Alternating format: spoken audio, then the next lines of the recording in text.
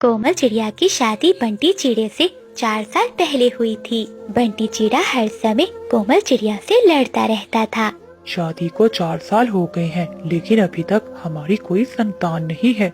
मैं अब और तुम्हारे साथ नहीं रह सकता, जा रहा हूँ मैं। ऐसा कहते हुए बंटी चिड़ा वहाँ से चला जाता है। कोमल चिड़िया बहुत उदास हो जाती है। बंटी, तुम चिंता क्यों करते हो? छोड़ो उस कोमल को। ये देखो, ये मेरी दोस्त पारो है। ये तुमसे शादी करना चाहती है। पारो चिड़िया को देखकर बंटी चिड़ा शादी के लिए मान जाता है। बिजली कभी उन दोनों की शादी करवा देती है। शाम हो गई है, लेकिन बंटी जी अभी तक घर क्यों नहीं आए? पहले तो इस समय वो आ जाते हैं। कोमल चिड़िया घर के बाहर बैठी अपने पति का इंतजार कर रही थी। तभी बंटी चिड़ा पारो चिड़िया को लेकर घर आता है। निकल जाओ मेरे घर से, ये रही मेरी पत्नी। आज के बाद मैं पारो के साथ ही रहूँगा। ये सुनकर कोमल चिड़िया को बहुत दुख होता है। उसे तो कुछ भी समझ में नहीं आ रहा था कि इतना बड़ा दुख लेकर वो अपनी बीमार माँ के पास कैसे जाए, क्योंकि चिड़िया की माँ पहले ही बीमार रहती थी, लेकिन उसके पास कोई और चारा भी नहीं था। वो चुपचाप वहाँ से अपनी माँ के घर चली जाती है। कोमल बेटी, तुम अचानक क्या हुआ और दामाद जी नहीं आए? माँ, उन्होंने मुझे घर से निकाल दिया और किसी दूसरी चिड़िया से शादी कर ली, क्योंकि मैं उन्हें संतान नहीं दे पाई। ऐसा कहते हुए कोमल चिड़िया रोने लगती है।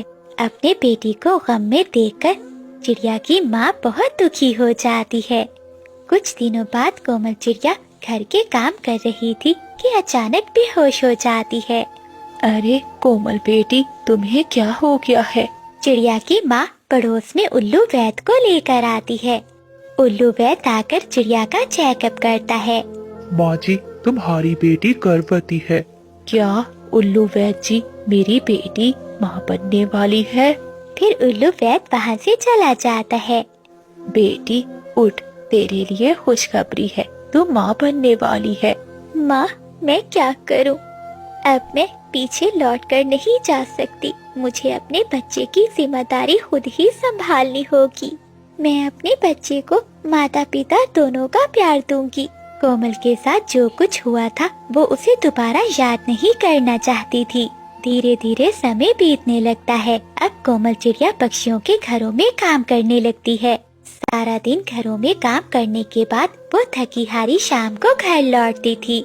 ऐसे ही समय बीतता है। एक दिन कोमल चिड़िया के यहाँ एक प्यारा सा चिड़ा बेटा आता है। अपने बेटे को देखकर कोमल की आंखों में खुशी के आंसू आ जाते हैं। उसे देखकर उसे जीने का सहारा मिल जाता है। लेकिन चिड़िया की माँ उम्र के चलते अपनी बेटी का साथ नहीं दे पाती और वो मर जाती है। अब कोमल चिड़िया अपनी माँ के बिना बहुत अकेली हो गई थी। वो फिर से पक्षियों के घरों में काम करना शुरू कर देती है। अब से वो अपने छोटे बेटे बबलू को भी साथ लेकर जाती थी।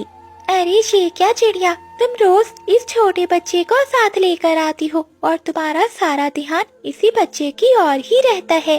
तेरा देखो तो मेरे घर का काम तुम कहाँ ठीक से कर पाती हो। अपना हिसाब लो और चली जाओ। कल से यहाँ काम पर मत आना। ऐसा कहते हुए तोती मालकिन कोमल चिड़िया को वहाँ से जाने के लिए कह देती है।